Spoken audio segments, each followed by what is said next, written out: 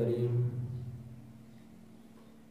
أما بعد فأعوذ بالله من الشيطان الرجيم. بسم الله الرحمن الرحيم. قال الله سبحانه وتعالى: لن ينال الله لحومها ولا دماؤها ولكن يناله التقوى منكم كذلك سخرها لكم لتكبروا الله على ما هداكم وبشر المحسنين. وقال النبي صلى الله تعالى عليه وسلم: ما عمل ابن آدم من عمل يوم النهر أحب إلى الله من إهراق الدم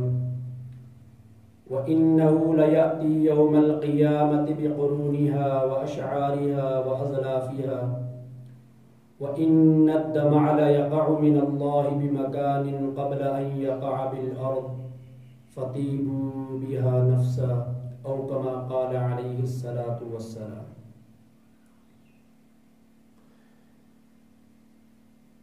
ذی الحجہ کے پہلے عشرے کے مبارک ایام چل رہے ہیں، اور یہ ایام دو عظیم الشان عبادات جن میں سے ایک ارکان اسلام میں سے ایک رکن ہے اور ایک شعائر اسلام میں سے ایک شعار ہے، یعنی حج بیت اللہ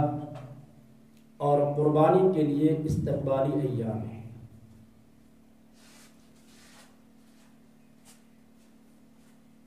ان ایام کی فضیلت قرآن و حدیث میں بیان کی گئی ہے۔ رب ذوالجلال نے ان ایام کی دنوں اور راتوں کی قسم کھائی ہے،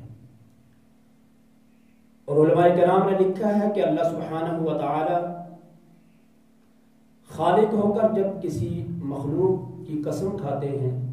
یہ اس کی عظمت اور فضیلت کو بیان کرنا مقصود ہوتا ہے۔ پیارے آقا صلی اللہ علیہ وسلم نے فرمایا، اللہ سبحانہ و تعالی کو نیکی کے اعمال کسی دوسرے دن اتنے محبوب نہیں ہیں جتنا ذی الحجہ کے پہلے عشرے کے اندر محبوب ہیں۔ صحابہ کرام رضوان اللہ علیہم اجمعین نے پوچھا، یا رسول اللہ، کیا جہاد فی سبیل اللہ سے بھی ان دنوں میں کیا جانے والا نیک عمل اللہ کو زیادہ محبوب ہے؟ تو میرے آقا نے فرمایا، جی ہاں، جہاد فی سبیل اللہ سے بھی ان دنوں میں کیا جانے والا عمل اللہ کو زیادہ محبوب ہے۔ الا رجل خرج بنفسه وماله فلم يرجع من ذلك بشيء، مگر وہ آدمی کہ جو اللہ کے راستے میں اپنی جان و مال لے کر نکلا، مال کو بھی اللہ کے راستے میں قربان کر دیا اور جان بھی جان آفرین کے سپرد کر کے شہادت کے رتبے پہ فائز ہو گیا، تو اس کا درجہ تو پھر بہت اونچا ہے۔ جب ان ایام کی یہ فضیلت ہے جو استقبالی ایام ہیں حج اور قربانی کے، تو اس سے آپ اندازہ لگا لیں کہ اب یہ عبادات اللہ کے ہاں کتنی عظمت والی عبادات ہیں۔ ان میں سے قربانی کی جو عبادت ہے یہ اس وقت سے مشروع ہے جب سے حضرت آدم علیہ نبینا علیہ الصلوۃ والسلام دنیا میں تشریف لائے اور یہ دنیا آباد ہوئی۔ سب سے پہلی قربانی حضرت آدم علیہ الصلوۃ والسلام کے دو بیٹوں حابیل اور قابیل نے پیش کی، جس کو قرآن کریم کے اندر بیان فرمایا گیا، اذ قربا قربانا فتقبل من احدهما ولم يتقبل من الاخر، کہ جب دونوں میں سے ہر ایک نے اللہ کا تقرب، اللہ کا قرب حاصل کرنے کے لیے اللہ کی بارگاہ میں قربانی پیش کی، اللہ نے ایک کی قربانی کو قبول کر دیا اور دوسری کی قربانی کو رد کر دیا۔ بعض روایات میں آتا ہے کہ حابیل نے ایک مینڈا اللہ کا قرب حاصل کرنے کے لیے ذبح کیا اور قابیل نے اپنے کھیت کی پیداوار اپنے رب کا قرب حاصل کرنے کے لیے قربانی کے طور پر پیش کی۔ آسمان سے آگ آئی اور حابیل کی قربانی کو جلا دیا اور قابیل کی قربانی کو چھوڑ دیا۔ پہلی امتوں میں جہاد کی قبولیت اور قربانی کی قبولیت کا دستور یہ تھا کہ جہاد کر کے جو مال غنیمت مل جاتا اس کو کسی جگہ جمع کر دیا جاتا، قربانی جو چیز پیش کی جاتی اس کو کسی جگہ جمع کر دیا جاتا، آسمان سے آگ آ کر اگر اس کو جلا لیتی تو یہ اس کی قبولیت کی علامت ہوتی تھی، اور اگر نہ جلاتی تو یہ اس بات کی علامت ہوتی تھی کہ یہ عمل قابل قبول نہیں ہے۔ اسی طرح یہ نظام چلتا رہا یہاں تک کہ پیارے آقا حضرت محمد مصطفیٰ صلی اللہ علیہ وسلم دنیا میں تشریف لائے تو اللہ جل جلالہ نے قبولیت کا یہ دستور آپ کی برکت سے تبدیل کر دیا۔ اب ہماری قبولیت کا دار و مدار، ہمارے عمل کی قبولیت کا دار و مدار اس پر ہے کہ ہم اخلاص سے اللہ کی رضا کے لیے اللہ کے راستے میں جہاد کریں یا قربانی پیش کریں۔ فرمایا قربانی کا پہلا قطرہ زمین پر گرنے سے پہلے اللہ کی بارگاہ میں قبول ہو جائے گا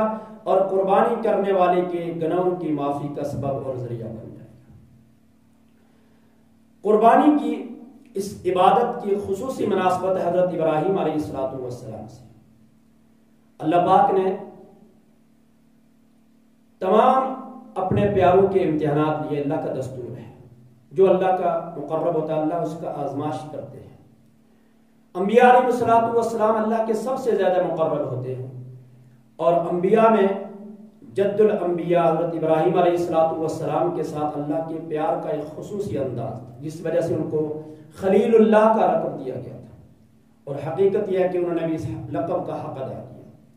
بہت ساری ان پر آزمائشیں آئیں جن کو اللہ پاک نے خود قرآن کریم میں جگہ جگہ بیان فرمایا ہے، اور ایک جگہ فرمایا وَإِذِ ابْتَلَىٰ إِبْرَاهِيمَ رَبُّهُ بِكَلِمَاتٍ، کہ ابراہیم علیہ السلام کو ان کے پروردگار نے بہت سارے امتحانات کے ذریعے سے آزمایا، اور خود نتیجہ بیان فرما دیا فَأَتَمَّهُنَّ، ہر امتحان کے اندر وہ 100% کامیاب ہوئے۔ ان آزمائشوں میں سے ایک آزمائش جس کا قربانی سے تعلق ہے کہ ابراہیم علیہ السلام نے بڑھاپے کی عمر میں اللہ تعالیٰ سے مانگ مانگ کر اولاد کی تمنا حاصل کی تھی، اولاد کی نعمت حاصل کی تھی، اور پھر یہی اولاد ایک بہت بڑے امتحان کا سبب بنی۔ اسماعیل علیہ السلام بچپن سے ہی ان کی وجہ سے آزمائش آئی، بچپن میں ان کو فرمایا گیا ام القریٰ بواد غیر ذی زرع، وہاں جا کر چھوڑ دیا گیا جہاں کوئی آبادی کے نام و نشان نہیں، زندگی گزارنے کوئی بظاہر آثار نظر نہیں آ رہے، وہاں جا کر چھوڑ کے آ گئے۔ پھر لمبا سفر کر کے ان کی خیر خبر معلوم کرنے کے لیے جاتے، جب کچھ وقت گزر گیا، اتنی عمر کو پہنچ گئے کہ اب باپ کا تعاون کر سکتے تھے، تو ایک آزمائش آئی کہ خواب دیکھ رہے ہیں کہ اپنے اسی نور نظر کو اللہ کے لیے قربان کر رہے ہیں، اور پھر بیٹے سے اس خواب کا تذکرہ کیا اس لیے کہ تاکہ ان کی بھی آزمائش ہو جائے، ان کے امتحان کا، ایمان کا امتحان لے لیا جائے۔ اور پھر بیٹے نے بھی جو جواب دیا، باپ اور بیٹے کے اس مکالمے کو رب ذوالجلال نے اپنے مقدس کلام میں قیامت تک کے لیے محفوظ فرما دیا۔ فرمایا اعوذ باللہ من الشیطان الرجیم فلما بلغ معه السعي قال يا بني إني أرى في المنام أني أذبحك فانظر ماذا ترى قال يا أبت افعل ما تؤمر ستجدني إن شاء الله من الصابرين۔ ابراہیم علیہ السلام اسماعیل علیہ السلام سے مخاطب ہو کر کہہ رہے ہیں کہ میرے بیٹے میں خواب دیکھ رہا ہوں کہ تجھے ذبح کر رہا ہوں۔ اسماعیل علیہ السلام نے کتنا ادب والا، عاجزی اور انکساری والا، تواضع والا جواب دیا، فرمایا یا ابت افعل، اے ابا جان۔ ادب کے جتنے تقاضے ہو سکتے تھے محفوظ کر دیے اس جملے کے اندر۔ فرمایا افعل ما تؤمر، مجھے پتا ہے آپ اللہ کے نبی ہیں اور نبی کا خواب وحی کا درجہ رکھتا ہے، اس لیے اللہ کی طرف سے آپ کو حکم ملا ہے، لہذا آپ اس حکم کو کر گزریے، باقی میرا معاملہ، میں اپنے معاملے کو اپنے رب کے سپرد کرتا ہوں، اس کی مشیت کے ساتھ معلق کرتا ہوں۔ ستجدنی انشاء اللہ من الصابرین، میرے رب نے چاہا تو آپ مجھے صبر کرنے والوں میں سے پائیں گے۔ جب باپ اور بیٹا دونوں اللہ کے حکم کو پورا کرنے کے لیے تیار ہو گئے، اللہ تعالیٰ نے فرمایا فلما اسلما، جب باپ اور بیٹا اللہ کے حکم کے سامنے جھک گئے، اسی کا نام اسلام ہے۔ کامل مسلمان وہ ہے جو اللہ کے حکم کے سامنے ہمیشہ جھک جائے، جب اللہ کا حکم آ جائے وہاں حکمتیں تلاش نہ کرے، مصلحتیں تلاش نہ کرے، عقلی گھوڑے نہ دوڑائے، چون چرا کیے بغیر اس حکم پر عمل کر گزرے، یہ کامل ایمان والا ہے۔ فرمایا فلما اسلما وتلہ للجبین، جب باپ اور بیٹا دونوں اللہ کے حکم کے سامنے جھک گئے اور باپ نے بیٹے کو ذبح کرنے کے لیے پیشانی کے بل لٹا دیا،